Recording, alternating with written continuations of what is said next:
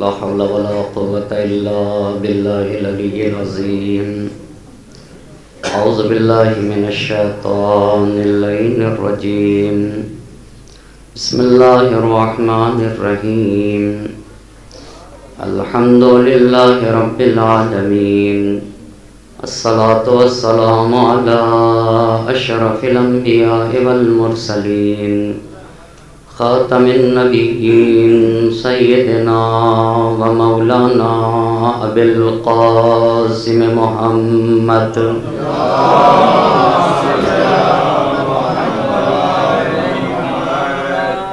وعلى أهل بيته الطيبين الطاهرين المعصومين ولعنة الله على أعدائهم أجمعين. أما بعد، فقد قالت فاطمة سلام الله عليها: أيها الناس اعلموا أني فاطمة. صلوات پڑھتے ہیں محمد.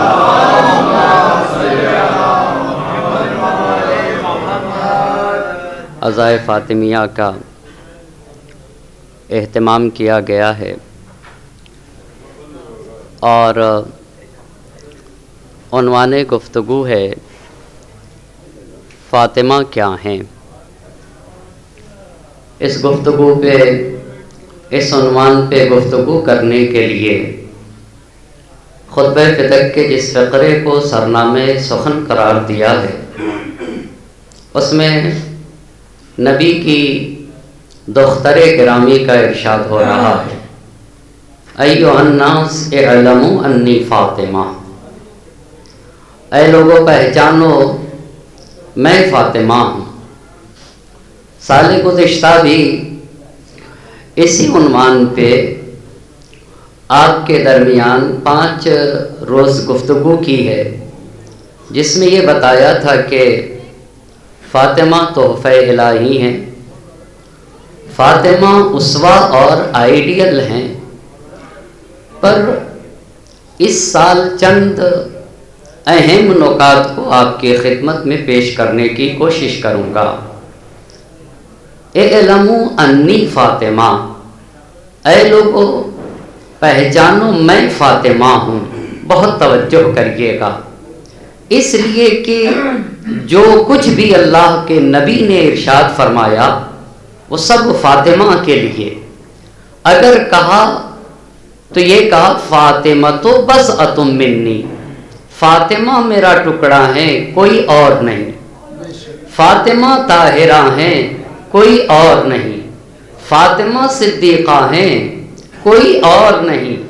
فاطمہ عذرا ہیں، کوئی اور نہیں. اس کا مطلب یہ ہوا کہ اگر یہ بات واضح ہو جائے کہ یہ فاطمہ ہے تو خود بخود ثابت ہو جائے گا یہ عذرا ہیں، یہ طاہرہ ہیں، یہ بطول ہیں، یہ صدیقہ ہیں. اسی لیے شہزادی دو عالم نے کہا اعلموا انی فاطمہ. لیکن میں آج جیسے فاطمہ صدیقہ ہیں، فاطمہ طاہرہ ہیں، فاطمہ بطول ہیں، ویسے ہی فاطمہ یادگار پیغمبر ہیں. بہت توجہ کریے گا. آج کی گفتگو اس عنوان پہ کرنا چاہوں گا: کیا اللہ کے نبی کوئی یادگار چھوڑ کے گئے؟ جی ہاں، فاطمہ یادگار پیغمبر ہیں. وہ کیسے؟ اب میں اپنی گفتگو کو جوڑنے کے لیے اتنی بات ضرور کہنا چاہوں گا. ہمارے اور آپ کے نبی حضرت محمد مصطفیٰ صلی اللہ علیہ وآلہ وسلم 17 ربیع الاول سن 1 عام الفیل کو مکہ مکرمہ میں پیدا ہوئے. اور جب اللہ کے نبی 40 برس کے ہوئے تو مبعوث برسالت ہوئے. یعنی یہ حکم ہوا کہ اے میرے نبی اب ہمارے دین کو آپ لوگوں تک پہنچا دیجئے. قرآن کے نزول کے بعد 13 برس تک نبی گرامی مکہ مکرمہ میں رہے. بس 1 عام الفیل کو پیدا، سن 40 عام الفیل میں قرآن کا نزول، قرآن کے نازل ہونے کے 5 سال کے بعد مکہ مکرمہ میں شہزادی دو عالم کی ولادت اور نزول قرآن کے 13 برس تک اللہ کے نبی مکے میں رہے، یعنی نبی گرامی کل 53 برس مکے میں رہے، پیدا بھی مکے میں ہوئے، 53 سال کا زمانہ مکہ مکرمہ میں گزارا ہے۔ اس کے بعد 53 سال کی عمر بسر کرنے کے بعد ہجرت کر کے مدینہ منورہ ہے۔ مدینہ منورہ میں مسجد النبی بنائی، مسجد النبی کے چاروں طرف گھر بنائے، جس میں سے ایک گھر علی و فاطمہ کا تھا، اس کا دروازہ مسجد میں کھلتا تھا، اس لیے کہ اہل بیت کا گھر مسجد کا حکم رکھتا ہے۔ بہت توجہ کرنے کی ضرورت ہے، سارے دروازے بند ہوئے پر علی و فاطمہ کے گھر کا دروازہ بند نہ ہوا۔ سد الابواب الا بابا، سارے دروازے بند کرائے گئے حکم خدا سے، پر ایک دروازہ کھلا رہا، وہ کسی اور کا دروازہ نہ تھا، علی و فاطمہ کا دروازہ تھا، جس دروازے پہ اللہ کے نبی نزول آئے تطہیر کے بعد 5 مرتبہ دن میں اپنے ہاتھ کو رکھ کر کہتے تھے السلام علیکم یا اہل بیت النبوہ، اے اہل بیت نبوت تم پر نبی پاک کا درود و سلام ہو۔ 2 ہجری میں، سن 2 ہجری میں مدینہ منورہ میں شہزادی دو عالم کی علی مرتضیٰ سلام اللہ علیہ کے ساتھ شادی ہے۔ سن 3 ہجری میں امام حسن علیہ السلام کی ولادت ہے۔ سن 4 ہجری میں امام حسین علیہ السلام کی ولادت ہے۔ سن 5 ہجری میں جنگ خندق ہے۔ سن 6 ہجری میں صلح حدیبیہ ہے۔ سن 7 ہجری میں فتح خیبر ہے۔ فتح خیبر کے بعد فدق اللہ نے مصالحت کی بنیاد کے اوپر، فدق ایک دیہات کا نام ہے جس میں کھجور کے بہت سارے درخت تھے، ایک بڑی بستی کا نام ہے فدق، وہ بغیر جنگ کیے ہوئے میرے نبی کو ملا۔ کب؟ ہجرت کے 7ویں برس فتح خیبر کے بعد، اور ہجرت کے 8ویں برس فتح مکہ ہے۔ فتح مکہ کے بعد جنگ حنین ہے۔ ہجرت کے 9ویں برس، توجہ کریے گا، 9ویں برس واقع مباہلہ ہے، اور ہجرت کے 10ویں برس حجۃ الوداع ہے۔ توجہ کرنے کی ضرورت ہے، پیغمبر پاک کا آخری حج، ہجرت کرنے کے بعد جو اللہ کے نبی نے آخری حج کیا ہے وہ مدینہ منورہ سے گئے ہیں۔ کہاں کے لیے؟ مکہ مکرمہ حج کرنے کے لیے۔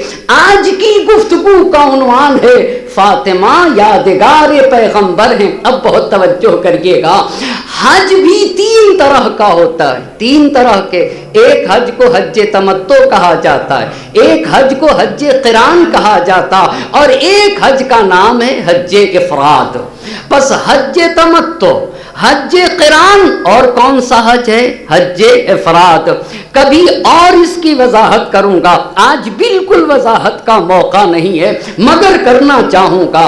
اب توجہ کریے گا، قرآن کی آیت اتری وَأَذِّن، اے میرے پیغمبر آپ لوگوں کے درمیان یہ اعلان کر دیجئے کہ آپ حج کو جانے والے ہیں، آپ اعلان کریے کہ آپ حج کو جانے والے ہیں۔ تو لوگ کچھ پیدل آئیں گے، کچھ سواریوں کے ساتھ آئیں گے، دور دراز سے لوگ آئیں گے حج کے لیے، اور آپ کے ساتھ لوگ حج کرنے جائیں گے۔ یہ کس برس کی بات ہے؟ ہجرت کے 10ویں برس کی بات ہے۔ کس برس کی بات ہے؟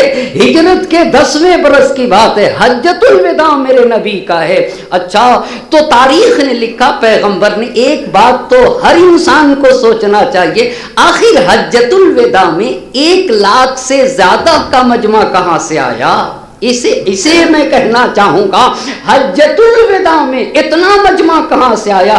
جب یہ آیت اتری وَأَذِّن فِي النَّاسِ بِالْحَجِّ، اے میرے نبی لوگوں کے درمیان حج کا اعلان کر کے، یَأْتُوکَ رِجَالًا، آپ کے پاس لوگ پیدل آئیں گے، اور وعلی کل ضامر یأتینا من کل فج عمیق، ہر طرف سے لوگ آپ کے ساتھ آئیں گے اور آپ کے ساتھ ہو کر حج کرنا چاہیں گے۔ اچھا، پیغمبر نے ایک کو بلایا اور کہا مدینہ اور اطراف مدینہ میں جا کے یہ کہہ دو، یہ ندا دے دو کہ پیغمبر حج کو جا رہے۔ یہ ایک روایت۔ دوسری روایت نے لکھا، پیغمبر نے خطوط لکھے ہیں، لیٹرز لکھے ہیں سارے لوگوں کو، میں اس سال حج کو جانا چاہ رہا ہوں، آپ انصاف سے بتائیے کون ہے جو نبی کے ساتھ حج کرنا نہ چاہے گا؟ میں حج کو جانا چاہتا ہوں۔ تاریخ نے لکھا ہے قریش میں 25 چھوٹے چھوٹے خاندان شامل ہیں، تب ایک قبیلہ قریش بنتا ہے۔ یعنی قریش میں عدی ہے، قریش میں تیم ہے، قریش میں بنی ہاشم ہیں، قریش ہی میں بنی امیہ ہیں، قریش ہی میں بنی عباس ہے۔ ایک 25 چھوٹے چھوٹے قافلے سے قریش بنتا ہے۔ سارے قریش کے لوگ، سارے طائف کے لوگ، سارے قبیلے ثقیف کے سارے لوگ پیغمبر کے ساتھ چلے۔ اچھا، اتنا بڑا اجتماع، ایک مجمع جمع ہوا ہجرت کے 10ویں برس ذی قعدہ کے مہینے میں، 26 ذی قعدہ کو، بہت توجہ کریے گا، ذی قعدہ کی 26 تاریخ کو یہ کارواں چلا ہے۔ ہم اور آپ جب حج کرنے جاتے ہیں ہندوستان سے، اور پہلے جب مدینہ منورہ جاتے تو آپ کو پتا ہے مدینہ منورہ میں ایک مسجد ہے، اسے مسجد شجرہ کہا جاتا ہے۔ عمرہ تمتع کا احرام مسجد شجرہ سے باندھا جاتا ہے۔ اب توجہ کریے گا، میں روک کے اپنی بات کو بتانا چاہوں گا۔ حج تمتع میں 2 احرام باندھا جاتا ہے۔ کتنے احرام؟ 2 احرام، ایک عمرے کے لیے اور ایک حج کے لیے۔ اچھا، عمرے کا احرام مسجد شجرہ سے باندھا جائے گا اگر اس راستے سے گئے، اور حج کا احرام کہاں سے باندھا جائے گا؟ مکہ مکرمہ سے، حرم سے باندھا جائے گا۔ حج کا احرام حرم سے، عمرے کا احرام کہاں سے باندھیں گے؟ مسجد شجرہ سے باندھا جائے گا۔ مسجد شجرہ مدینہ منورہ کے قریب ہے، وہاں سے باندھ کے جائیں گے۔ اچھا مولانا، جب آپ اتنی بات کہہ رہے ہیں تو ہم لوگ حج تمتع کرتے ہیں، ہر صاحب ایمان کے دل میں یہ تمنا ہونا چاہیے کہ وہ حج بیت اللہ کے شرف سے مشرف ہو، وگرنہ ایمان ناقص رہ جائے گا، وگرنہ اس مؤمن کے ہاں حتماً کمی کا احساس رہے گا، میں نے دین کے ایک واجب کو انجام نہ دیا، اس کے دل میں یہ تمنا کروٹیں لیتی رہنا چاہیے۔ اچھا، تو عمرے کا پہلا عمل کیا ہوتا ہے؟ احرام۔ احرام باندھ کر وہ تلبیہ کہتا ہے، لبیک اللہم لبیک لا شریک لک لبیک ان الحمد والنعمت لک لا شریک لک لبیک اللہم لبیک۔ اے میرے اللہ، میں تیری آواز پر لبیک کہتا ہوں۔ بس پہلا عمل کیا ہوا؟ پہلا عمل آپ بتائیں نا، احرام۔ احرام باندھ کے مکہ مکرمہ میں داخل ہوتا ہے، تو مکہ مکرمہ میں داخل ہو کر کعبے کا طواف کیا جاتا ہے۔ حجر اسود سے شروع ہوگا اور حجر اسود پہ جا کے ختم ہو جائے گا۔ طواف کے بعد مقام ابراہیم کے پیچھے 2 رکعت نماز طواف ادا کی جائے گی۔ اچھا، کتنے عمل ہو گئے؟ کتنے عمل ہو گئے؟ 3۔ پہلا آپ بتائیں نا، پہلا احرام، دوسرا طواف، تیسرا نماز طواف۔ چوتھا عمل صفا اور مروہ کے درمیان سعی کی جائے گی۔ سعی کے بعد تقصیر۔ 5واں عمل کیا؟ سعی کے بعد تقصیر۔ تقصیر کسے کہتے ہیں مولانا؟ یا تھوڑا سا بال کاٹے گا یا انسان ناخون کاٹ لے گا۔ تقصیر کے بعد عمرہ ختم ہو گیا۔ عمرہ تمتع، عمرہ مفردہ کی بات نہیں ہے، کس کی بات ہے؟ عمرہ تمتع۔ کتنے پہ ختم ہو جائے گا؟ 5 عمل پہ اب احرام اتر جائے گا۔ احرام جب اتر جائے گا تو جو جو چیزیں احرام کی وجہ سے حرام تھیں اب وہ سب کے سب کیا ہو جائیں گی؟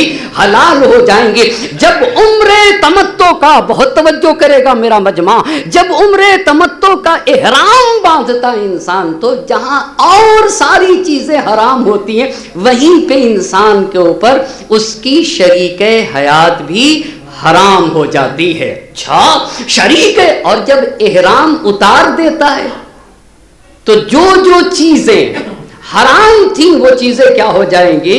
حلال ہو جائیں گی. اسی میں سے اس کی شریک حیات بھی حلال ہوگی. کب تک حلال رہے گی؟ جب تک حج کا احرام نہیں باندھا. اب جب حج کا احرام باندھے گا پھر یہ ساری چیزیں حرام ہو جائیں گی. اب یہاں تک جب آپ کو لے کر آ گیا عمرے تمتع، آپ کو پتا چل گیا نبی گرامی چلے 26 ذی-القعدہ کو 1,00,000 سے زیادہ کا مجمع، اور بعض تاریخ نے تو لکھا ہے کہ اس کی تعداد کو بیان ہی نہیں کیا جا سکتا. قابل بیان نہیں ہے وہ تعداد جس تعداد کے ساتھ اللہ کے نبی مکہ مکرمہ گئے. عنوان گفتگو نہ بھولیے گا، فاطمہ یادگار پیغمبر کو کہا جاتا ہے. اچھا نبی پاک آئے، مسجد شجرہ سے احرام باندھا، احرام باندھ کے مکے میں آئے، طواف کیا، پہلے کعبے کو سلام کیا، کعبے کی طرف اشارہ کر کے پھر اپنے ہاتھوں حجر اسود کی طرف اشارہ کر کے پھر اپنے ہاتھوں کا بوسہ دینا، اسے استلام کہا جاتا ہے، جو طواف میں مستحب ہے. پیغمبر پاک نے اپنے عصا کے ذریعے سے اشارہ کر کے اسے بوسہ دیا، اپنے دست مبارک کو استلام کیا، طواف کیا. طواف کرنے کے بعد نماز طواف کے بعد صفا و مروہ کے درمیان سعی، اور سعی کے بعد بہت توجہ کری گا کیونکہ پیغمبر کا حج اپنے ساتھ قربانی کا جانور لے کر گئے تھے. وہاں کے اوپر تقصیر کے بعد پیغمبر پاک نے یہ کہا کہ جو جو لوگ اپنے ساتھ قربانی کا جانور لے کر نہیں آئے وہ تقصیر کے بعد اپنا احرام اتار دے. ان کے لیے جو چیزیں حرام تھیں اب کیا ہو جائیں گی؟ حلال ہو جائیں گی. پر یہیں کے اوپر اللہ کے نبی نے دوسرے خلیفہ کو دیکھا، یہ بھی تھے اس حج میں، یہ بھی تھے، سب کے سب لوگ تھے اس حج میں. شہزادی دو عالم بھی تھیں اور اس حج میں امام بھی تھے، مگر امام یمن سے آئے تھے. توجہ کریے گا، امام علی علیہ السلام کہاں سے آئے تھے؟ کیوں یمن سے امام علی علیہ السلام؟ رمضان المبارک میں نبی پاک نے امام علی علیہ السلام کو کچھ مالی مسائل کی خاطر یمن بھیج رکھا تھا، امام یمن سے آئے تھے. اچھا سب نے، نبی نے کہا کہ نبی ایک بات یاد رکھیے گا، 3 ہستیاں دین میں اجتہاد نہیں کرتی ہیں. کون کون؟ انبیاء کرام، ائمہ اطہار اور ملائکہ.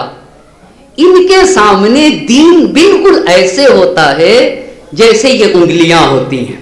بہت توجہ کرنے کے، اجتہاد میں انسان یقین تک نہیں پہنچتا، اور انبیاء، ملائکہ، ائمہ اطہار بشریت کو یقین تک پہنچاتے ہیں.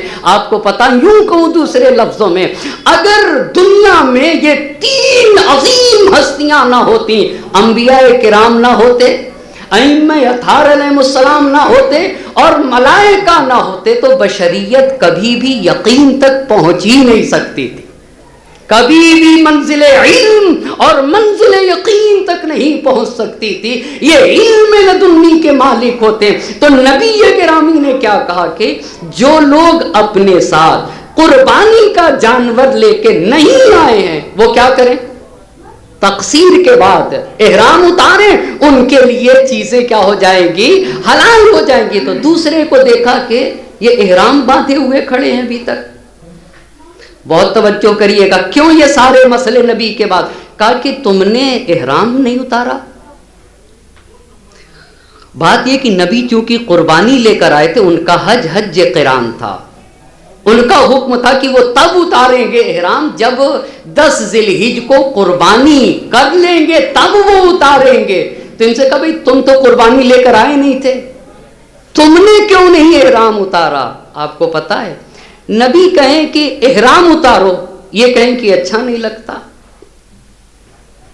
इसी को कहते हैं नस के मुकाबिल में इज्तिहाद, यकीन के मुकाबिल में गुमान को लेना। बहुत गौर करिएगा भाई, एक शक है, एक गुमान है और एक यकीन। यकीन किसे कहते हैं मौलाना? जिस बात में शक व शुबहे की गुंजाइश ना हो उसे यकीन कहा जाता है। नबी यकीन की बातें करते हैं, बहुत तवज्जो करने की जरूरत है। आप इल्म को छोड़ दें और आप वहमो गुमान को ले लें। वहमो गुमान को, इसी को कहते हैं इज्तिहाद नस के मुकाबिल में। कहा इहराम उतारो, इसने कहा कि अच्छा नहीं लगता। क्या अच्छा नहीं लगता? कि आप इहराम पे बाकी रहें और हम इहराम उतार दें और हमारे लिए चीजें हलाल हो जाएं। ये मुखालिफत देख रहे हैं ना तारीख की, पैगंबर पाक के सरीही हुक्म की मुखालिफत। आप देखें जाकर तारीख का, ये मुनासिब नहीं मालूम होता आप इहराम पे बाकी रहें और हम इहराम से खारिज हो जाएं, हमारे लिए खवातीन हलाल हो जाएं हमारी, और आप अभी इहराम की हालत पे बाकी रहें। इसीलिए इसको तमत्तो कहते, इसलिए कि उम्रे का इहराम उतरने के बाद जो लज्जतें हराम थी वो लज्जतें क्या हो जाएंगी? हलाल हो जाएंगी। तो पैगंबर पाक ने कहा तुम आज ही ऐसा नहीं कर रहे हो। या अल्लामा मजलिसी रहमतुल्लाह अलैह ने लिखा है बिहार में, तुम आज ही ऐसा नहीं कर रहे हो, तुम हमेशा इसी हालत पर बाकी रहोगे। ये कब की बात है? ये कब की बात है भाई साहब? ये मक्के मुकर्रमा की हज्जतुल विदा की बात है। ये आज तुम आज नहीं कर रहे हो, हमेशा तुम इसी हालत के ऊपर बाकी रहोगे। इतनी बात हो गई। इमाम अली अलैहिस्सलाम कहां से आए थे? यमन से आए थे। अच्छा, यमन से गए थे रमजानुल मुबारक में, और ये काफिला कब निकला था नबी गिरामी का? ज़िलक़ाद की 26 तारीख को।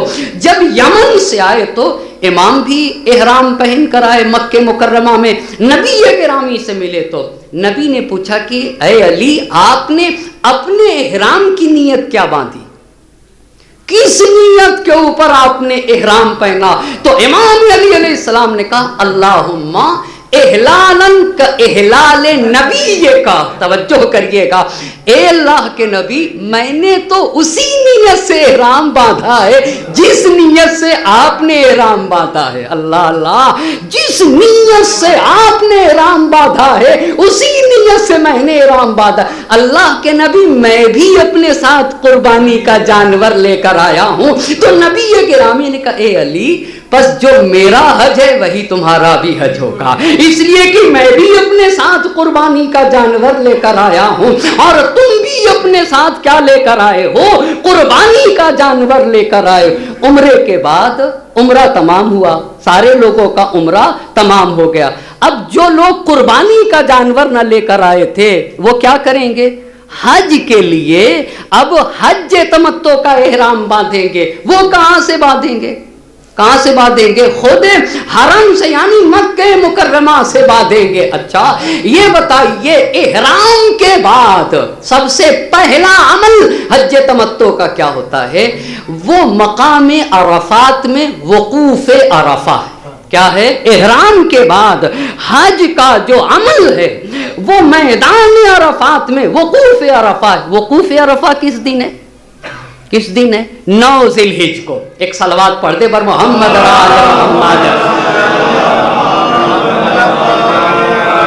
इतनी तमहीद। अब अच्छा, तो इसका मतलब आपको पता है? मिसाल दूं मैं, उम्रे तमत्तो के लिए 5 घंटे बस, 5 घंटे। तो अगर ये काफिला 2-3 दिन में पहुंचा होगा 27-28 ज़िलक़ाद को, तो जिनका उम्रा तमाम हुआ अब इहराम ये बांधेंगे 8 ज़िलहिज को। तो कितना गैप हुआ दो उम्रे के, 2 इहराम के दरमियान? आप बताइए। तकरीबन 10 दिन। तो इस 10 दिन में जो चीजें हराम थी वो क्या हो जाएंगी? हलाल हो जाएंगे।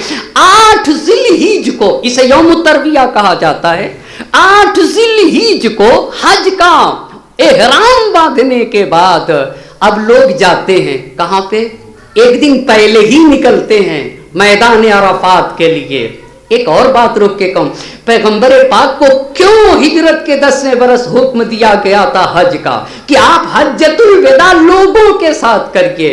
پہلی بات اس لیے توجہ کرتے جائیے گا، پہلی بات اس لیے کہا گیا تھا کہ اے میرے نبی آپ لوگوں کو لے جا کر لوگوں کی ذمہ داریوں سے باخبر کریے ان کو کہ ان کی ذمہ داریاں کیا کیا ہیں، پہلی بات۔ دوسری بات، حج میں جو خرافات ڈال دیے گئے ان خرافات کو بھی دور کریے، وگرنہ وہ لوگ بغیر لباس کے اس سے پہلے حج ہوا کرتا تھا، یہ جو دو لباس ہے اس لباس عریاں لوگ طواف کرتے تھے، بس لوگوں کی تکالیف سے باخبر کریے۔ دوسری بات آپ بتائیے خرافات کو دور کریے۔ تیسری بات یہ بتائیے لوگوں کو کہ میدان مینا کہاں سے کہاں تک ہے، میدان مینا کہاں سے کہاں تک یہ بھی بتائیے، میدان عرفات کہاں سے کہاں تک ہے یہ بھی بتائیے، میدان مزدلفہ کہاں سے کہاں تک ہے، اور کب عرفات میں جانا ہے کب باہر آنا ہے،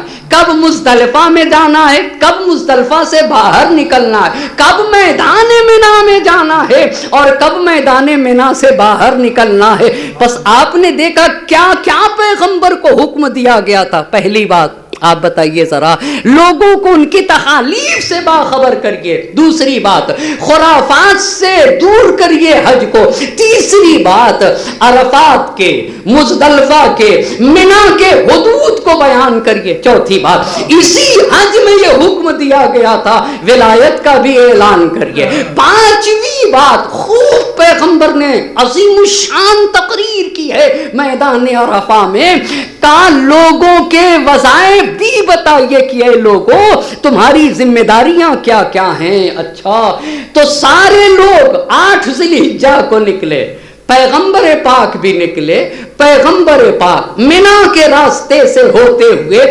میدان عرفہ میں 9 ذی الحجہ کو پہنچے۔ اچھا میدان عرفہ میں 9 ذی الحجہ کو پہنچے تو کب سے کب تک رہا جاتا ہے میدان عرفہ میں؟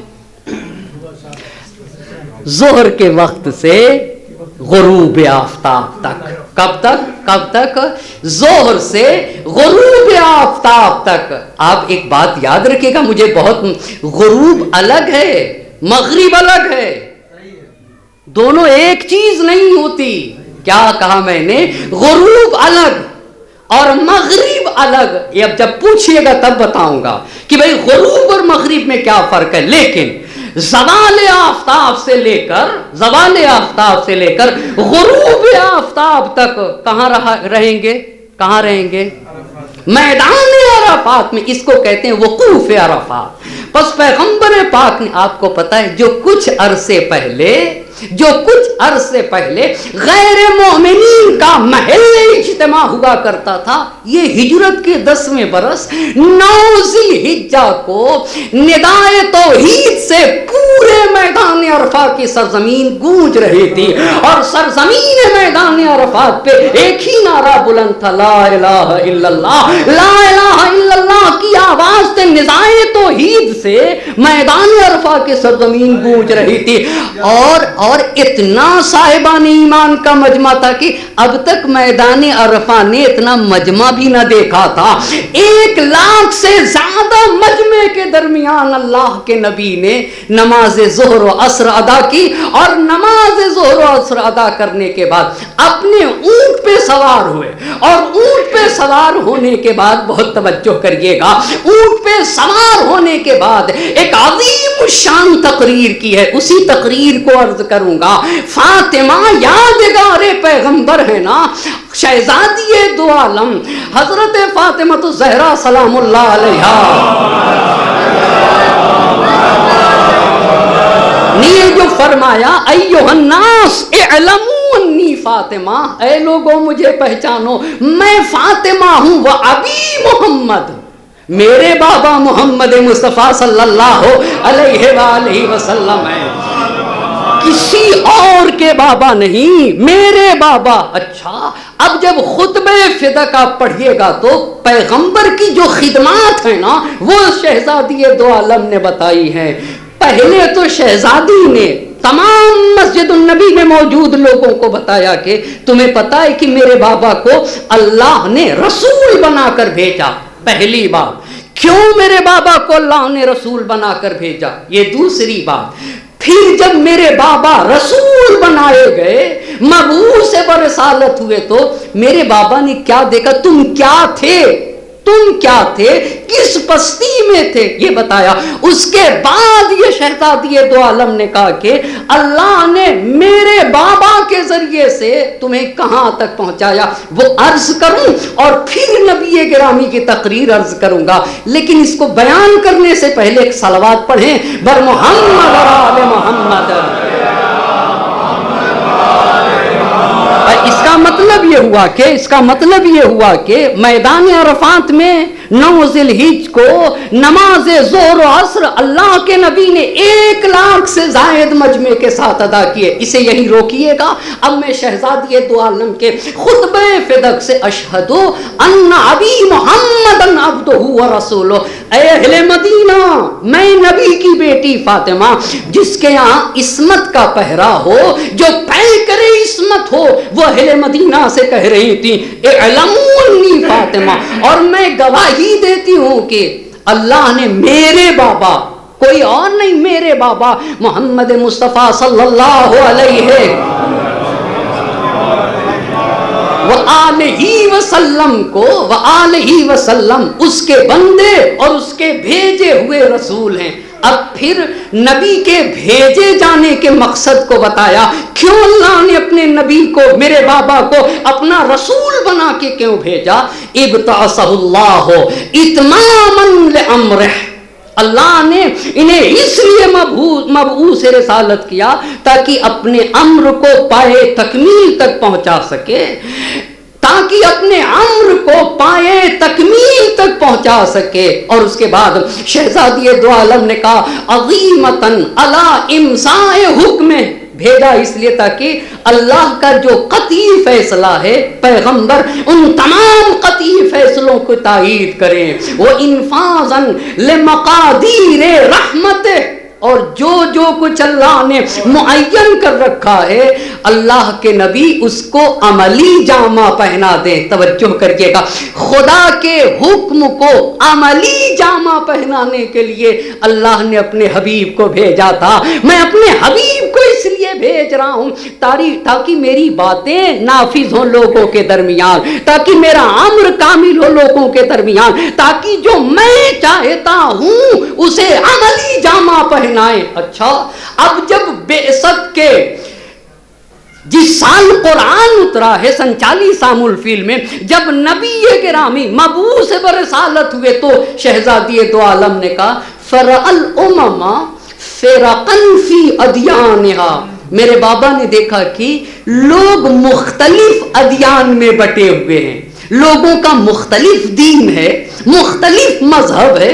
فرأى الامم، کوئی کسی کی عبادت کرتا ہے، کوئی کسی کی پرستش کرتا ہے، کسی کا کوئی اور دین ہے، کسی کا کوئی اور مذہب ہے۔ فرأى الامم فرقا فی ادیانہا اکفا علی نیرانہا۔ کچھ لوگوں کی توجہ کریے گا، شہزادی دو عالم نے کہا آپ کو ایک بات بتانا چاہتا ہوں، یہ بتائیے یہ جو ہم آج فرق سمجھتے کہ بھائی اس کو خدا نہیں بنایا جا سکتا، خدا کوئی، یہ کس کا صدقہ ہے؟ یہ کس کا صدقہ ہے؟ کس کا صدقہ ہے جو آج ہم خالق حقیقی میں فرق پیدا کر رہے ہیں؟ یہ کسی اور کا صدقہ نہیں، نبی گرامی حضرت محمد مصطفیٰ صلی اللہ علیہ، کس کا صدقہ ہے؟ کس نے بتایا کہ دیکھو ضعیف و ناتواں خدا نہیں ہو سکتا ہے، محتاج خدا نہیں ہو سکتا ہے، جو مجبور ہو وہ خدا نہیں ہو سکتا ہے، جو مخلوق ہو وہ خدا نہیں ہو سکتا ہے۔ ہاں، خالق خدا ہوگا، رب خدا ہوگا، جو قادر مطلق ہوگا، اس کی بارگاہ میں سر نیاز خم ہوگا۔ یہ کس نے بتایا ہے؟ یہ کس نے بتایا؟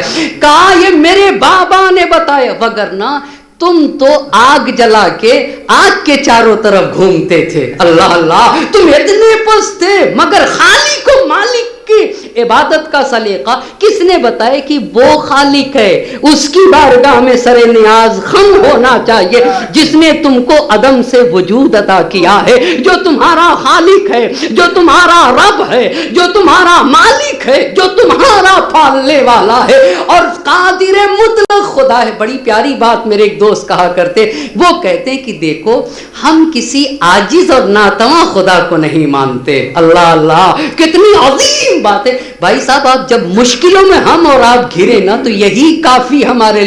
ہمارا خدا مجبور نہیں ہے, ہمارا خدا عاجز نہیں ہے, ہمارا خدا ناتواں نہیں ہے. ہم تو قادر مطلق خدا کی عبادت کرتے ہیں نا. یہی شہزادی دو عالم نے کہا فَأَنَارَ اللَّهُ بِأَبِي مُحَمَّدٍ. اچھا کہا تم کہاں تھے؟ تم, میرے بابا نے دیکھا کہ لوگ مختلف ادیان میں بٹے ہوئے تھے, پہلی بات. دوسری بات, اُکَّفًا عَلَىٰ نِيرَانِهَا, آگ جلا کے آپ کے چاروں طرف گھومتے تھے. یہ تمہاری صورت ہے. گندلا پانی پیتے تھے, گدلا پانی پیتے تھے. تم جھاڑیوں میں رہتے تھے, تمہیں رہنے کا سلیقہ نہیں آتا تھا. اللہ اللہ, ارے تمہیں جو ادب سکھایا میرے بابا نے سکھایا ہے, تمہیں تہذیب سکھائی ہے تو میرے بابا نے سکھائی ہے. کیسے جینا چاہیے اور کس کی عبادت کرنا چاہیے یہ کس نے بتایا ہے؟ میرے آپ کو پتا ہے خدا کی قسم, وہ گھر جس میں سب سے پہلے صدائے اللہ اکبر بلند ہوئی وہ بیت فاطمہ ہے. جہاں انسانیت کا درس دیا گیا وہ بیت فاطمہ ہے. جہاں چراغ علم روشن ہوا ہے وہ کس کا گھر ہے؟ وہ بیت فاطمہ ہے. جہاں مشعل دین اور مذہب کو روشن کیا گیا وہ کسی اور کا گھر نہیں, وہ بیت فاطمہ ہے. آپ یہ بتائیے یہ کہاں بتایا گیا؟ جیسے مرد محترم ویسے ہی خاتون محترم ہے. یہ کس کا گھر ہے؟ یہ بیت فاطمہ. اما جہاں عبد اور حر کے فرق کو مٹایا گیا وہ بیت فاطمہ ہے. جہاں کالے اور گورے کے امتیاز کو ختم کیا گیا وہ کسی اور کا گھر نہیں, وہ بیت فاطمہ. جہاں انسانیت کا درس دیا گیا وہ بیت. ایک جملہ کہنا چاہوں گا, جب تک دنیا میں علم اور دین کا چراغ روشن رہے گا بشریت پر بیت فاطمہ کا احسان ہے. ایک صلوات پڑھیں بر محمد آل محمد. اچھا اب میں آپ سے پوچھنا, مجھے بہت معاف کریے گا, مجھے بہت, میں ایک بات ہمیشہ کہتا ہوں اور کہتا رہوں گا اور کہتا رہوں گا. آپ سے میں کہتا ہوں بارہا, پھر آج پوچھوں گا. آپ کو پتا ہے کامیاب مجلس کسے کہتے ہیں؟ ہاں یہ کہہ چکا ہوں اسی لیے تکرار کر رہا ہوں. بھائی صاحب جب فرش عزا سے اٹھے تو خالی ہاتھ گھر نہ جائیں. اللہ اللہ, کچھ لوگ خالی ہاتھ چلے جاتے ہیں اور بات کو فرش عزا پہ چھوڑ دیتے ہیں.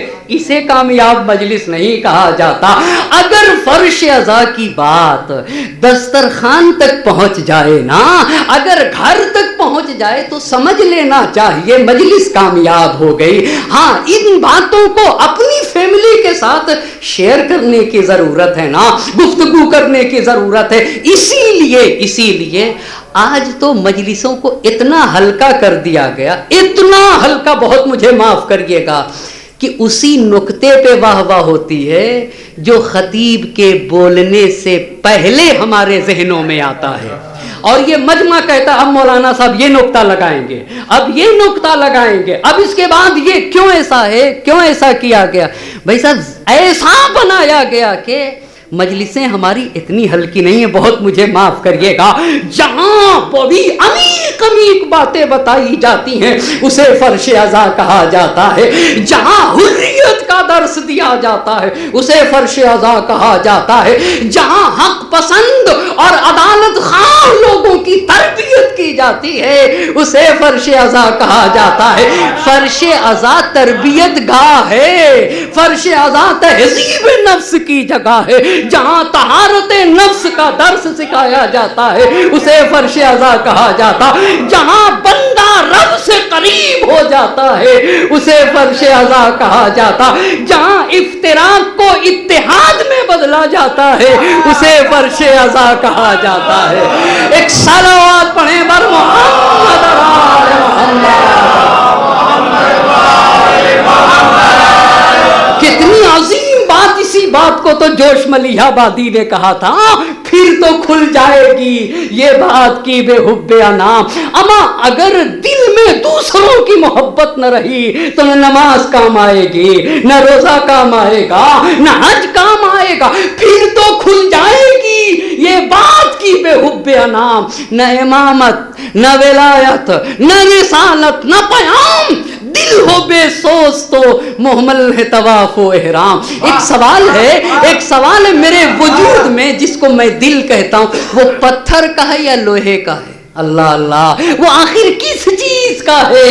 मैं नबी का कलमा पढ़ूं मगर मेरे अंदर उल्फत न पाई जाए, राफत न पाई जाए, दूसरे की निस्बत मोहब्बत न पाई जाए, आखिर मेरे कल्ब में क्या है? बहुत तवज्जो करिएगा, फिर तो खुल जाएगी ये बात की बेहुब्बे नाम, न इमामत न विलायत न रिसालत न पयाम, दिल हो बेसोस तो मुहम्मल है तवाफ व इहराम।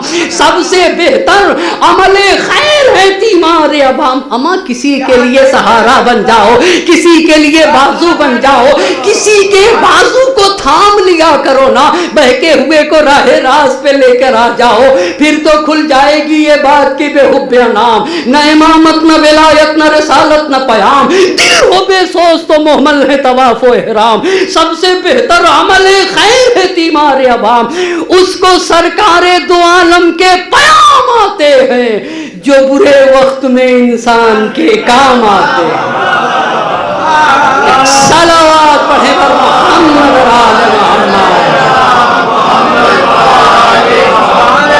उसको सरकारे दो आलम के पयाम आते हैं, जो बुरे वक्त। बात तो जब है किसी फर्द से वहशत न रहे, अल्लाह अल्लाह, अमा कैसा माहौल बनना चाहिए।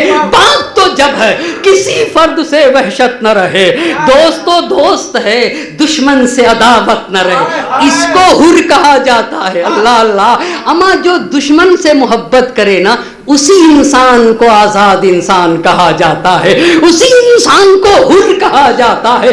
दोस्तों दोस्त है, दुश्मन से मोहब्बत, दोस्तों दोस्त है, दुश्मन से अदावत न रहे, दिल हो यूं साफ की इम्कान कुदूरत न रहे। अल्लाह अल्लाह, दिल हो यूं साफ की इम्कान कुदूरत न रहे, अक्ल की है ये नजाबत की अदावत न रहे। अक्ल कब नजीब बनती है?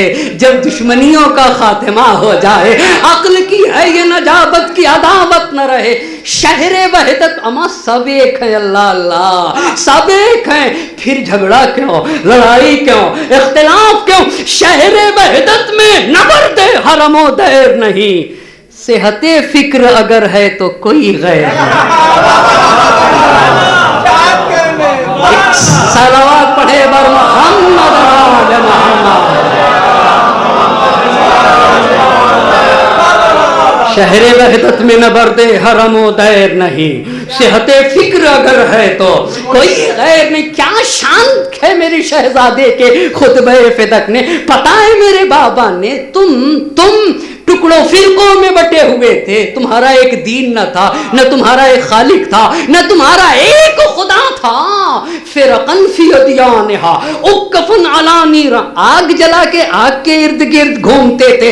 आबिदतन लिअवसानिहा, मखलूक को अपना खुदा समझते थे। अल्लाह अल्लाह, मखलूक को खुदा जो बोलते नहीं न बोल सकते, उनको खालिक मानते हो, उनकी इबादत करते हो, उनकी परस्तिश करते हो। अच्छा, मुनकिरतन लिल्लाह मा इरफानिहा, तुम्हारी ये हालत थी कि खुदा ने तुमको मारिफत का सलीका दे के भेजा था, तुम्हारी फितरत में तुम्हें तौहीद पे पैदा किया था, उसके बाद भी तुम अल्लाह का इनकार कर बैठे। किसने अल्लाह का इरफान कराया? अल्लाह अल्लाह, मस्जिदुन नबी में कह रही है ये शहजादी ये दो आलम, अल्लाह का इनकार करते थे जबकि अल्लाह ने तुम्हें फितरत तौहीदी पर पैदा किया था। बताओ कौन है जो तुम्हें खालिक की तरफ लेकर गया? फिर शहजादी ने कहा फअनार अल्लाह बेअबी मुहम्मद, अमा फातिमा यादगार पैगंबर को अब आएगी अभी बात। फअनार अल्लाह बेअबी मुहम्मदिन ज़ुलमहा, मेरे बाबा अल्लाह अल्लाह, तुम्हारे बाबा फ़इन ताज़ू हो तजदू हो अभी तू न रिजालकुम, जाओ दुनिया भर के नसब पढ़ो, जितने लोगों के शजरे, मस्जिदुन नबी में शहजादी ने कहा जितने लोगों के शजरे सब लेकर आओ, मैं भी अपना शजरा लेकर आती हूँ। बताओ मोहम्मद मुस्तफ़ा किसके बाबा है? اللہ اللہ، اما کوئی ہے تو امام حسین علیہ السلام نے بھی کربلا میں جب اپنی شجاعت کو بیان کیا، کہا میری ماں فاطمہ ہیں اور میرے بابا علی مرتضیٰ ہیں۔ ہے کوئی ایسا جو اپنی نسب کو بیان کر سکے؟ انتازو ہو تجدو ہو ابھی دون رجالکم، جاؤ سارے لوگوں کے شجرے کو لے کر آؤ۔ اگر سارے لوگوں کے شجرے کو پڑھو گے تو محمد مصطفیٰ صرف اور صرف میرے بابا ہیں، تمہارے مردوں کے بابا نہیں، اور نہیں تمہاری عورتوں کے بابا۔ تو میرے بابا نے کیا کیا میں بتاتی ہوں، میں اعلموا انی فاطمہ، پہچانو مجھے فاطمہ۔ آپ کو پتہ ہے زینب نے کس سے بولنا سیکھا؟ اللہ اللہ، حسین نے کس سے بولنا سیکھا ہے نا؟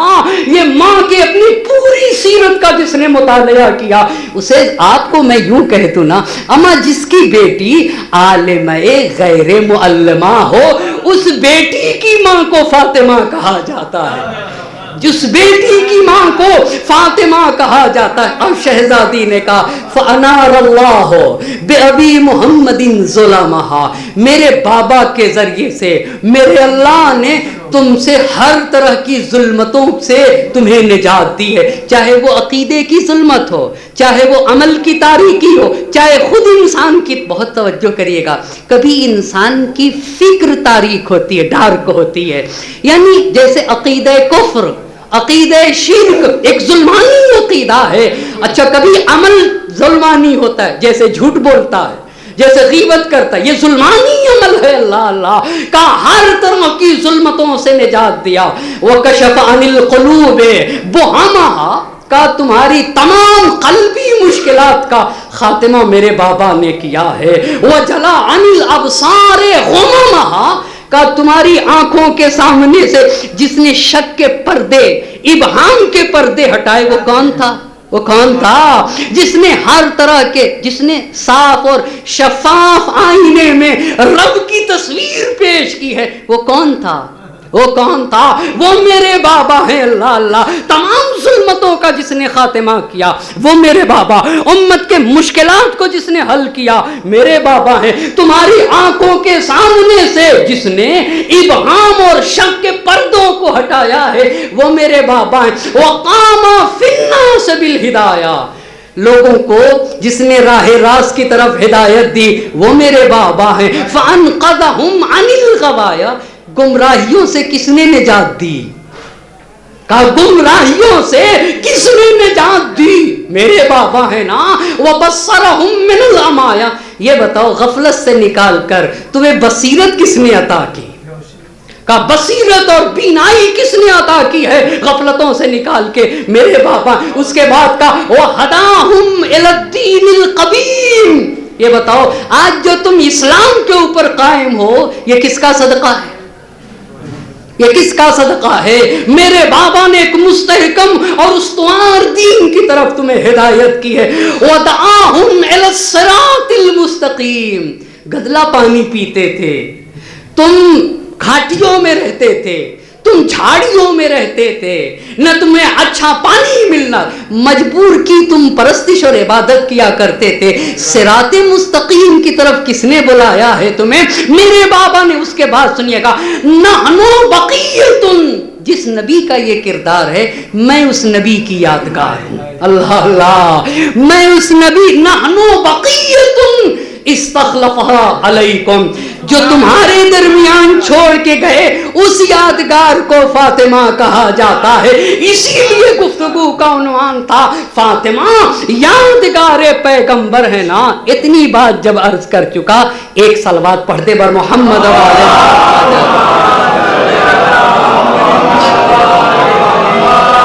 ایک اور صلوات پڑھ دیجئے گا بر محمد وعلى محمد۔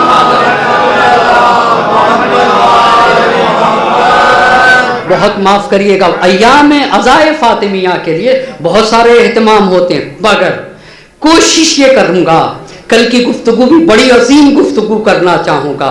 نبی کے گھر میں جو قرآن تھا وہ امت تک نہیں پہنچا، وہ کیا تھا؟ وہ کیا تھا؟ یہ جو قرآن ہے ہمارے درمیان، یہ وہی قرآن ہے جو میرے نبی پہ نازل ہوا، اس میں کسی طرح کی کوئی تحریف نہیں ہوئی ہے، نہ کمی ہوئی ہے نہ زیادتی ہوئی ہے، مگر جو قرآن امام نے پیش کیا ہے اس قرآن کو کیوں انکار کیا گیا، اسے بھی گفتگو کروں گا۔ کیا کیا میرے نبی کا تھا، بہت توجہ کرے گا میرا مجمع۔ اما یہ بتائیے، میرے بابا کا جو کچھ ہوگا ان کے مرنے کے بعد کسے ملے گا؟ کسے ملے گا؟ تو پہلا سوال یہ ہے کہ نبی کے پاس کیا کیا تھا، کیا کیا جو جو میرے نبی کا تھا وہ شہزادی دو عالم کا ہوگا یا نہیں ہوگا؟ کہا نہیں نو۔ یہ آئندہ کی 5 روزہ گفتگو میں کوشش کروں گا کہ نبی کی وفات کے بعد اور قریب کے کیا کیا مرحلے تھے جو شہزادی دو عالم کب آئی ہے۔ شہزادی دو عالم مسجد النبی میں خطبہ فدق دینے کے لیے، بس آپ نے دیکھا شہزادی نے کہا نحنو بقیہ، ہم یادگار پیغمبر ہیں، استخلفہا علیکم، تمہارے درمیان ہمارے بابا چھوڑ کر گئے ہیں۔ اتنی بات جب آ گئی تو آپ کو روکے کہاں پہ تھا میں؟ آہا، نبی گرامی حضرت محمد مصطفیٰ صلی اللہ علیہ وسلم۔ ایک اور جاگتی ہوئی صلوات پڑھتے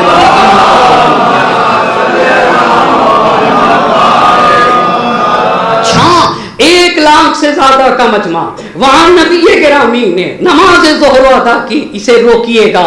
فاطمہ زہرا سلام اللہ نے کہا میں یادگار پیغمبر ہوں، یہ نبی کی وفات کے بعد کہا ہے، اور ادھر عرفے کے دن پیغمبر پاک نے کتنی عظیم باتیں ارشاد فرمائی ہیں۔ میں کبھی کبھی سوچتا ہوں کہ آخر مسلمان میں بے رحمی کیوں؟ میرے ذہن میں ہمیشہ یہ سوال ہے، ہمیشہ یہ سوال ہے۔ جو لوگ نبی کا کلمہ پڑھتے ہیں ان کے دل میں رحم حتمن ہونا چاہیے، پر ان کے ہاں رحم نہ ہو، بے رحمی پائے جائے، یہ میرے لیے سوال رہتا ہے ہمیشہ۔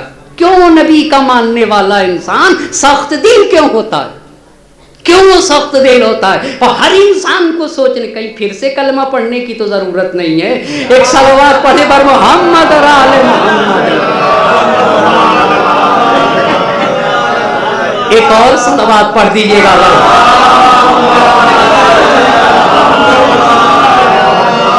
1 لاکھ سے زائد مجمع میں، اور یہ تقریر اونٹ کے اوپر سوار ہو کے اللہ کے نبی نے میدان عرفات میں کہی، جس میں چند اہم باتیں میں انہی باتوں کو عرض کر کے، بلکہ کچھ ہی باتوں کو عرض کروں گا، باقی باتیں کل انشاءاللہ عرض کروں گا۔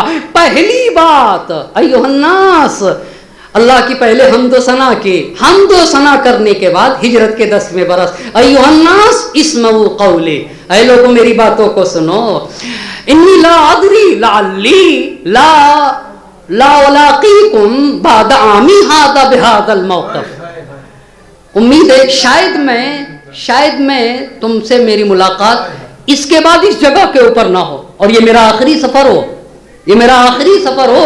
میری باتوں کو غور سے سنو، میری باتوں کو غور سے سنو۔ اس کے بعد پہلی بات چند اہم اصول بتائے، اہم اصول۔ عرفے میں تقریر میں اتنے بڑے مجمع کے درمیان پہلی بات بتائی، وہ پہلی بات یہ تھی کہ دیکھو تمہارے مال اور تمہاری جان محترم ہے،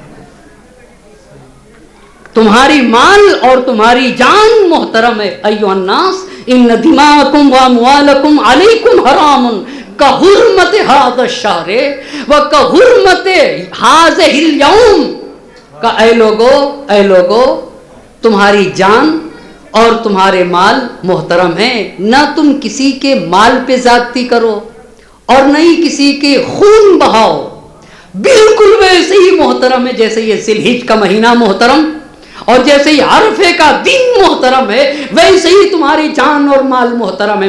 کسی کے نہ جان کے سلسلے میں زیادتی کرو اور نہ ہی مال کے سلسلے میں، یہ پہلا دستور دیا۔ لیکن نبی گرامی نے صرف اسی پر اکتفا نہ کیا، ربیعہ بن امیہ کو بلایا، ان کی آواز بہت بلند تھی، کہا سارے لوگوں سے آپ ذرا غور تو کریے، میرے نبی نے کتنا اہم درس دیا۔ آپ کو پتہ ہے مسلمان کسے کہتے؟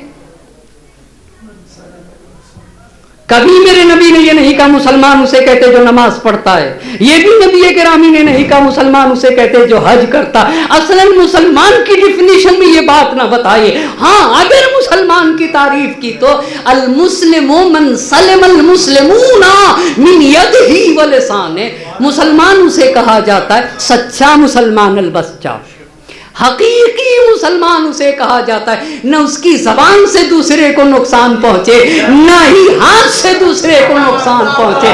اب آپ کو پتا چلا حقیقت میں مسلمان کے وجود سے کسی کو صدمہ نہیں پہنچتا ہے، اسے حقیقی مسلمان کہا جاتا ہے. بس خود ہی پڑھ لینا چاہیے ہم کس حد تک مسلمان ہیں، خود ہی پڑھ.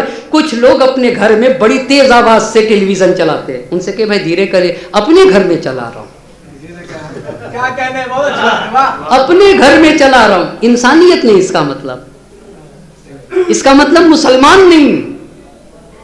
مسلمان ہونے میں مشکل ہے بھائی صاحب، پڑوسی ہے، انسان ہے، ایک ذی حیات ہے. ممکن ہے مریض ہو، آپ کا گھر اپنا ہے پر دوسرا بھی تو ہے آپ کے ساتھ، دوسرا بھی تو ہے آپ کے ساتھ. بنی آدم اعضاء یک دیگرن، اولاد آدم سب ایک دوسرے کے اعضاء ہیں.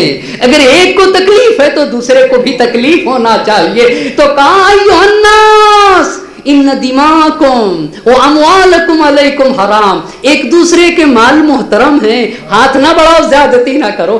آبرو مند ہے ہر انسان، جان مال عزت آبرو سب محترم ہے. پھر ربیعہ بن امیہ سے کہا ربیعہ کھڑے ہو جاؤ، بلند آواز سے پوچھو لوگوں سے. کتنا اہم پیغام تھا میرے نبی کا، اے کاش ان باتوں کو سمجھ جائے. اے ربیعہ بن امیہ پوچھو لوگوں سے یہ کون سا مہینہ ہے. آپ کو پتا ہے کتنے مہینے ہیں سال میں؟ 12 مہینے ہیں نا. 12 میں 4 مہینے حرام ہیں، ہاں یعنی محترم. کون کون سے؟ 3 ایک ساتھ ہیں، ذی القعدہ، ذی الحج اور محرم. ایک الگ ہے، وہ کون سا ہے؟ رجب. ہاں بس 4 حرام مہینے آپ مجھے بتائیے ذرا، بتا دیں ایک مرتبہ. ذی القعدہ، ذی الحج، محرم، اور ایک کون سا مہینہ ہے؟ رجب ہے، جس میں خوریزی حرام، جس میں جنگ و جدال حرام، جس میں زیادتی حرام. یہ محترم مہینے ہیں نا.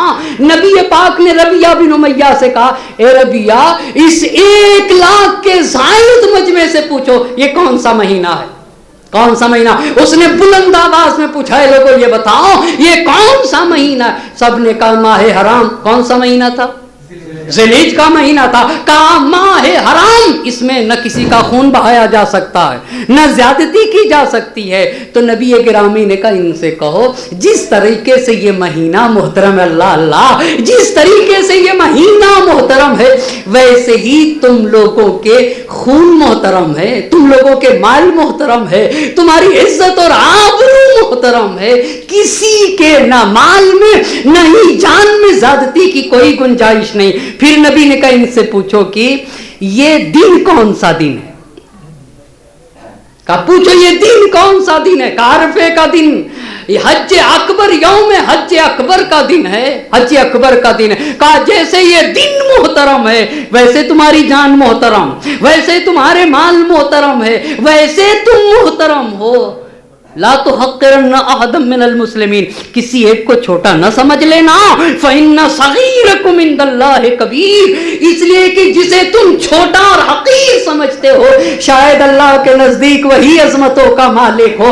بس کہا پوچھو کون سا مہینہ؟ ذی الحج کا مہینہ. کہا ان سے پوچھو یہ دن کون سا؟ حج اکبر کا دن. کہا پوچھو یہ جگہ کون سی ہے؟ اللہ. کہا میدان عرفات ہے، اس میں زیادتی نہیں کی جا سکتی. کیسے؟ جیسے میدان عرفہ محترم ہے ویسے تمہارے خون محترم ہے، ویسے تمہاری جان محترم ہے، ویسے تمہارے مال محترم ہے. یہ پہلا حکم، تمہاری جان اور مال محترم. دوسرا حکم کہا دیکھو آخرت بھی ہے. کہا دیکھو آخرت بھی ہے. آخرت روز جزا ہے، جہاں وہ دنیا ہوگی جہاں تمہارے نیک عمل کی جزا اور برے عمل کی سزا دی جائے گی. فَمَن يَعْمَلْ مِثْقَالَ ذَرَّةٍ خَيْرًا يَرَهُ وَمَن يَعْمَلْ مِثْقَالَ ذَرَّةٍ شَرًّا يَرَى. یہیں کے اوپر آج کی گفتگو رک جائے گی، یہیں کے اوپر، اس لیے کہ اب گنجائش نہیں ہے. جب گاؤں دیہات کے کسان گیہوں کاٹ کے وہ بوریے میں جب بھرتا ہے گیہوں تو اسے ہلاتا ہے، اسے ہلا دیتا ہے، تھوڑا سا ہلاتا اس لیے تاکہ اس میں جگہ بن جائے. لیکن دیکھ دو مرتبہ ہلانے کے بعد اب گنجائش ہی نہیں رہتی. لا کھلائیے، ایک صلوات پڑھ دیجیے گا محمد علیہ محمد. میں بھی اب ایسا ہی دیکھ رہا ہوں کہ اب ہلانے کی گنجائش نہیں رہی، اب گنجائش نہیں ہے کہ اور باقی باتیں کہہ سکوں آپ کے درمیان. پر انشاءاللہ کل جہاں سے یہیں سے گفتگو کا انشاءاللہ آگے بڑھاؤں گا کہ کیا پیغمبر پاک کی تقریر تھی، کیا شہزادی دو عالم کہنا چاہ رہی تھی، کیسا پیغام، تاریخ میں ہوا کیا، تاریخ میں ہوا کیا. یہ ساری باتیں اپنی جگہ کے اوپر. نبی گرامی حج کر کے واپس آ گئے اور ہجرت کا 11واں برس، سفر کا مہینہ آ گیا اور پیغمبر پاک کے اوپر بیماری لاحق ہوئی. اللہ کے نبی کو بیماری لاحق ہوئی اور بیماری بڑھنے لگی، بیماری میں شدت ہوئی تو اصحاب شرف یاب ہوئے. عمار یاسر آئے. عمار یاسر نے نبی پاک سے سوال کیا کہ اللہ کے نبی میرے ماں باپ آپ پر قربان ہو جائیں، ایک سوال ہے، اگر آپ دنیا سے رخصت ہو گئے تو آپ کو غسل کون دے گا؟ تو نبی گرامی نے کہا علی ابن ابی طالب، انہ لا یہم بعضو من اعضائی الا اعانتہ الملائکہ. اس لیے کہ علی کی خاصیت یہ ہے کہ علی اگر میرے بدن کو حرکت دینا چاہیں گے تو فرشتے ملائکہ مدد کریں گے علی کی، اس لیے علی مجھے غسل دیں گے. کمبر کو بلایا، بلال کو بلایا. بلال کو بلانے کے بعد بلال سے کہا کہ بلال لوگوں کو خبر کرو لوگ آئیں. مجمع جمع ہوا. پیغمبر پاک نے عمامہ پہنا، اپنی کمان لی، کمان پہ ٹیک لگائے، گھر سے باہر نکلے، مسجد میں تشریف لے گئے، منبر پہ گئے.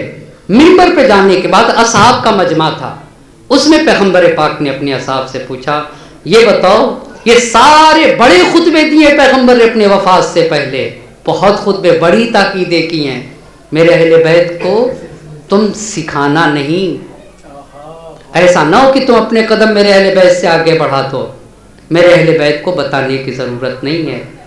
میرے وفات کے بعد تم مرتد نہ ہو جانا، دین سے پلٹ نہ جانا، جاہلیت کی طرف نہ چلے جانا. منبر پہ گئے. منبر پہ جانے کے بعد اللہ کے نبی نے کہا یہ بتاؤ میں تمہارا کیسا پیغمبر تھا، یہ بتاؤ میں تمہارے درمیان یعنی نزول قرآن کے بعد 23 برس تک میں تمہارے درمیان رہا، میں تمہارا کیسا پیغمبر تھا.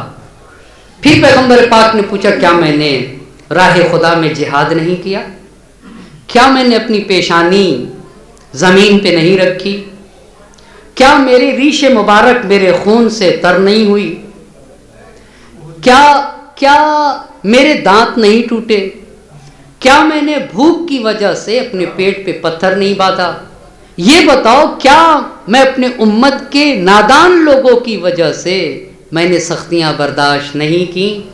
پیغمبر پاک پوچھتے گئے. اصحاب نے کہا کہ اللہ کے نبی آپ نے بہت صبر و بردباری سے کام لیا، آپ ہم کو گمراہی سے نجات دیتے رہے، اے اللہ کے نبی اللہ آپ کو جزائے خیر دے. نبی نے فرمایا اللہ تمہیں بھی جزائے خیر دے. اس کے بعد ام سلمہ کے گھر گئے. ام سلمہ کے گھر جب جا رہے تھے تو نبی نے کہا رب سلم امت محمد من النار ویسر علیہم الحساب. یہ میرے نبی ہیں، اے اللہ میری امت کو عذاب سے بچا لے، جہنم کی آگ سے نجات دے دے. اے میرے اللہ مقام حساب سخت ہے، حساب و کتاب کا مقام سخت ہے، میری امت کے لیے حساب کو آسان کر دے. ام سلمہ نے پوچھا اللہ کے نبی آپ غمزدہ دکھ رہے. تو نبی نے کہا ام سلمہ اب آج کے بعد میری آواز نہ سنو گی، اب میں تم سے جدا ہو رہا ہوں۔ تم میں سلمہ نے کہا واہ حسنا واہ محمدہ۔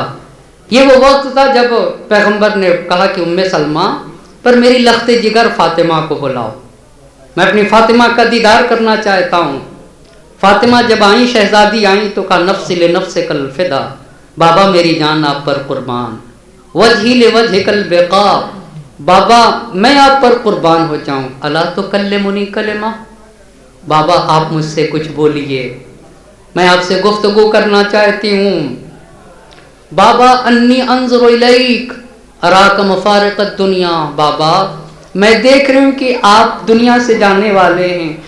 ارا اساکر الموت تغشاک شدیدا، بابا میں دیکھ رہی ہوں کہ آپ کے جبین اقدس پہ موت کا پسینہ جاری ہے، آپ رخصت ہونے والے ہیں۔ تو نبی نے کہا بیٹی اب میں تم سے جدا ہو جاؤں گا، اور اے میری لال فاطمہ خدا تمہارا حافظ و نگہبان ہوگا، اور اے میری لال فاطمہ مجھ نبی کی طرف سے تم پہ درود و سلام ہو۔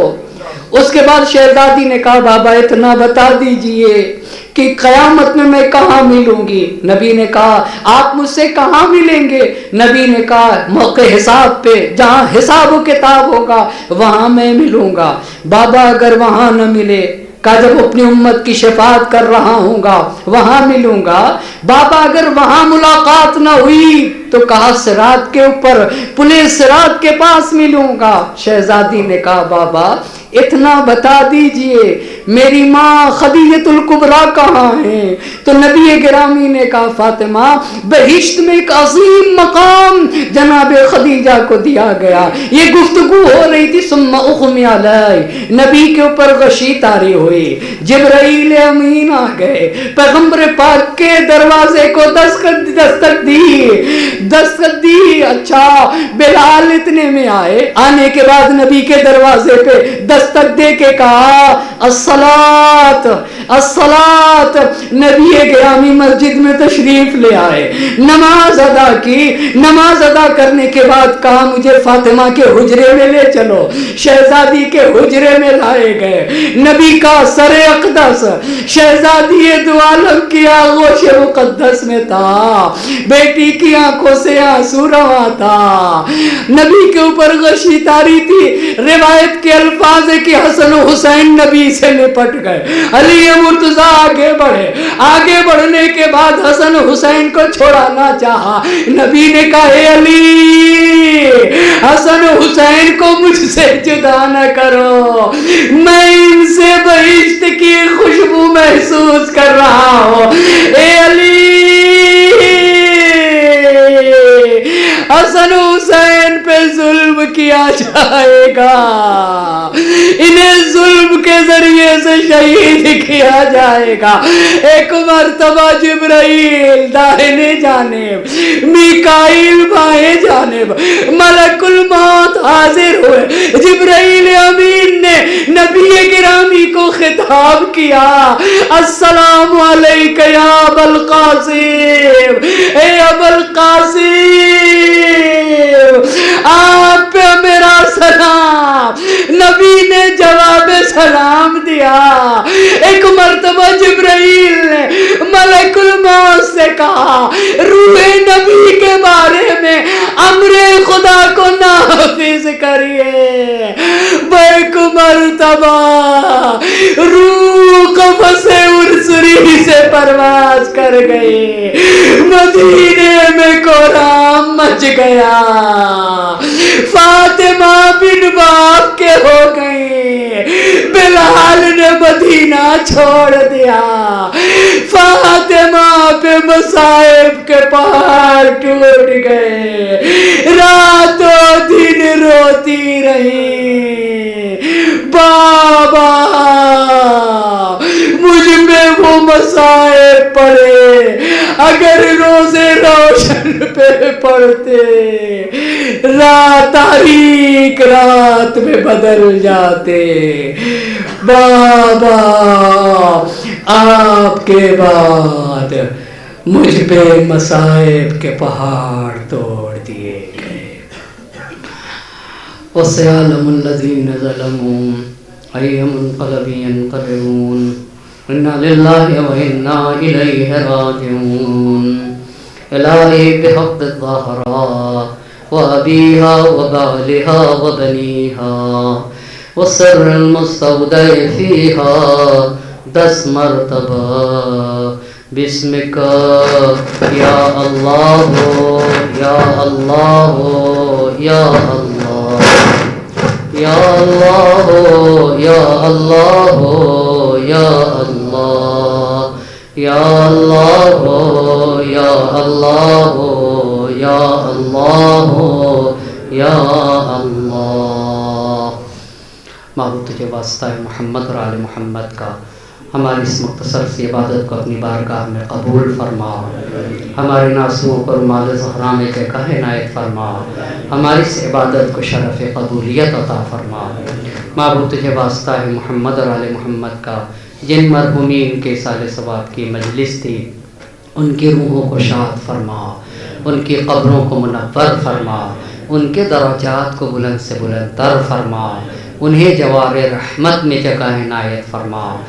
ہمیں سے جن کے والدین کا سایہ ہمارے سروں سے اٹھ چکا ان کے گناہان صغیرہ و کبیرہ کی مغفرت فرما، اور جن کے والدین کا سایہ سروں پہ باقی ہے صحت و سلامتی کے ساتھ طول عمر مرحمت فرما، وقت کے مام کو ہم سے راضی و خوشنود فرما، ان کے ظہور میں تعجیل فرما اور ہمیں ان کے اعوان و انصار میں شمار فرما۔